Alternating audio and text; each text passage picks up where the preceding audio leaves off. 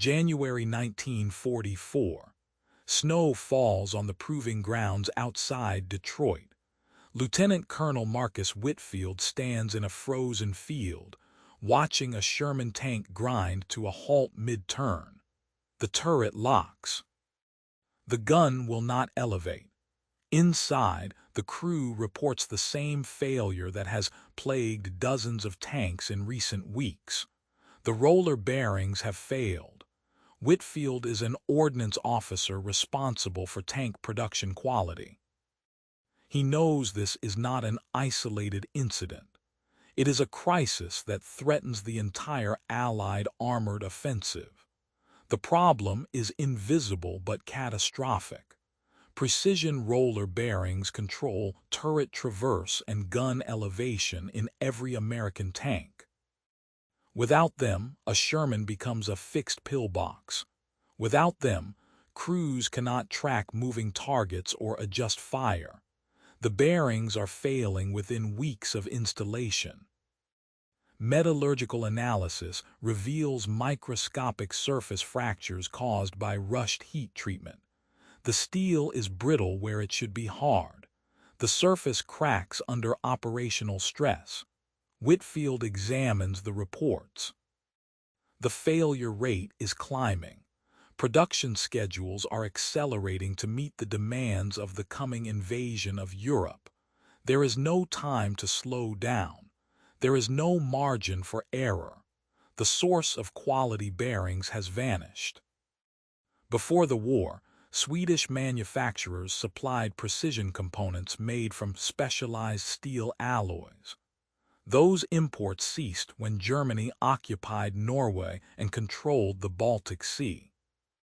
American manufacturers have stepped in, but they lack experience with the metallurgy required. Domestic steel mills produce adequate raw material, but the heat treatment process is delicate. Carburizing furnaces must infuse carbon into the surface layer of each bearing race. The temperature must rise and fall in precise gradients. Too fast and the steel becomes brittle. Too slow and production falls behind. The civilian machinists running the furnaces have been trained in weeks, not years. They are skilled, but they are learning a process that Swedish craftsmen perfected over decades. The result is inconsistent quality and catastrophic failures in the field. Whitfield begins his investigation at a bearing plant in Ohio. The facility operates around the clock. Furnaces glow orange in long rows. Workers in heavy gloves load bearing races onto conveyor belts that carry them through the carburizing chambers. Whitfield watches the process. He notes the temperature gauges.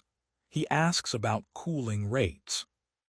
The plant manager explains that they are following the specifications provided by the Army Ordnance Department. Whitfield asks to see rejected parts. The manager leads him to a bin filled with bearings that failed visual inspection. Whitfield examines them under a magnifying glass. He sees nothing. The surfaces appear smooth. He asks if any failed bearings have been returned from the field. The manager retrieves several. Whitfield examines them. He sees fine cracks radiating from stress points. These cracks were not visible before installation. They formed under load. He realizes that visual inspection is inadequate. The flaws exist at a microscopic level, invisible until it is too late. Whitfield contacts metallurgists at the Army's research facility in Maryland. He describes the problem. They suggest magnetic particle inspection, a technique used in aircraft manufacturing. The process involves magnetizing the bearing and applying a fine iron powder. The powder collects along magnetic field lines. If a crack exists, even a microscopic one, the magnetic field distorts and the powder reveals it. Whitfield orders the equipment. He has it installed at the Ohio plant within a week. The first test run reveals that 30% of bearings passing visual inspection contain subsurface cracks. The plant manager is stunned. Whitfield is not surprised.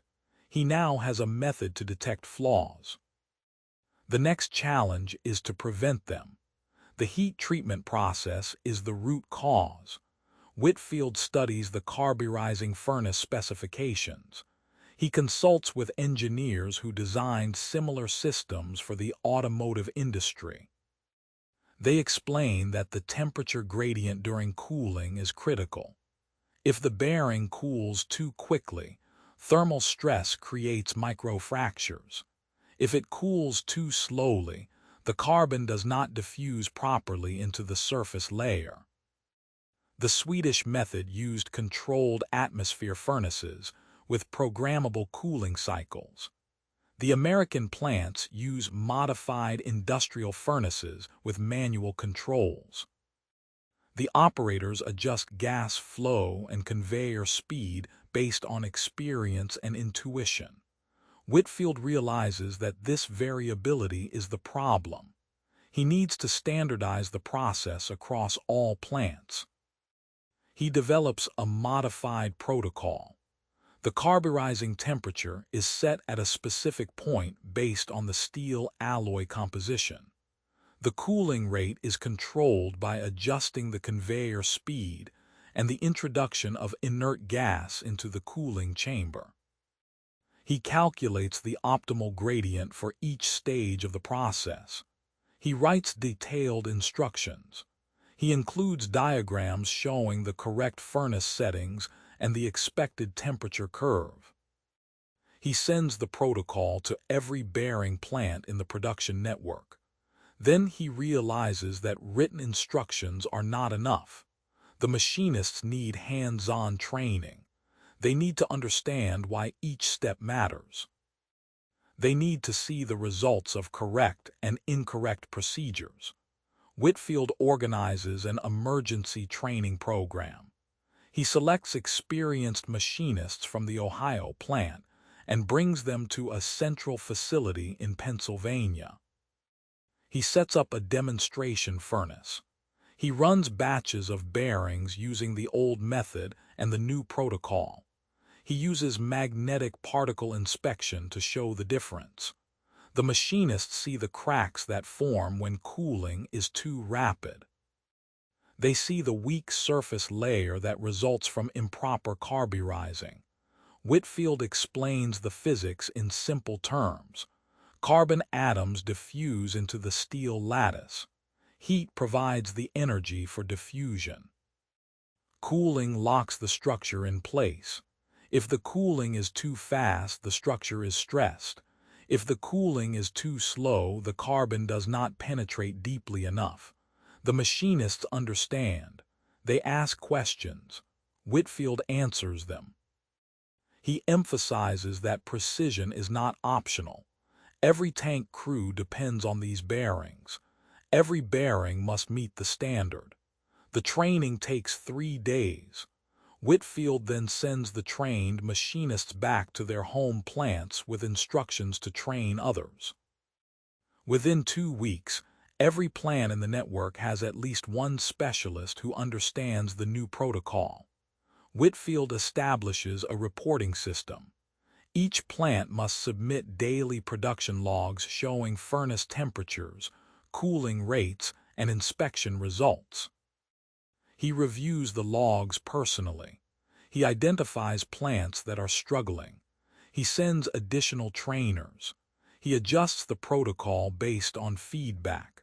Some plants have older furnaces that cannot achieve the required cooling rate. Whitfield authorizes modifications. Inert gas injection systems are installed. Conveyor speeds are recalibrated. The changes cost money and time, but they work. Production is distributed across 17 facilities scattered from Ohio to California. Coordination is essential. A bottleneck at any plant can delay tank assembly. Whitfield creates a logistics network. He assigns liaison officers to each plant. They report directly to him. They monitor production rates, quality metrics, and supply chain issues. If a plant runs low on raw steel, the liaison officer contacts suppliers and expedites delivery. If a furnace breaks down, the liaison officer arranges for bearings to be transferred from another plant. Whitfield operates from a command center in Detroit. He has maps on the wall showing the location of each plant and the status of production. He has direct phone lines to every facility. He works 18-hour days. He sleeps in his office. He does not take leave. The results begin to show in March. Bearing failures drop from 30% to 12%. By April, the rate is down to 5%. Magnetic particle inspection catches flawed bearings before they leave the plant. The modified heat treatment protocol produces consistent quality.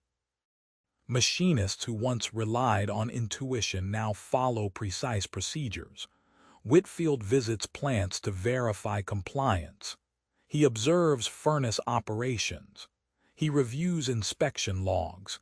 He speaks with workers. They tell him that the new methods require more attention, but they produce better results. They take pride in their work. They know that their bearings will not fail in combat.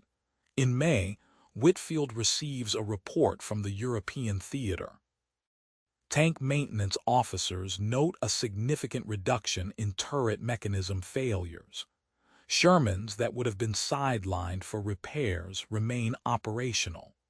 Crews report smoother turret traverse and more reliable gun elevation. The improved bearings are making a measurable difference. Whitfield does not celebrate. He continues to monitor production. He knows that complacency leads to regression. He enforces the protocols. He maintains the training program. He ensures that every new machinist learns the correct procedures. By the end of May, bearing failures have dropped 83% compared to January. The crisis is over. Tank production continues without interruption. The final offensive in Europe depends on armored units that can maneuver and fight without mechanical failure. Whitfield's solution has ensured that American tanks will not be defeated by their own components. He has converted a chaotic production process into a disciplined system.